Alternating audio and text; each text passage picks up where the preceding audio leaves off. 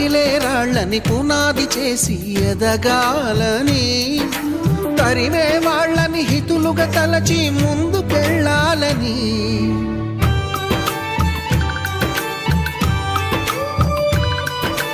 కన్నుల నీటిని కలల సాగుకై వాడుకోవాలని, కాల్చే నిప్పుని ప్రమిదగా మలచి కాంతి పంచాలని, గుండెతో ధైర్యం చెప్పెను, చూపుతో మార్గం చెప్పెను, అడుగుతో గమ్యం చెప్పెను. నేనున్నానని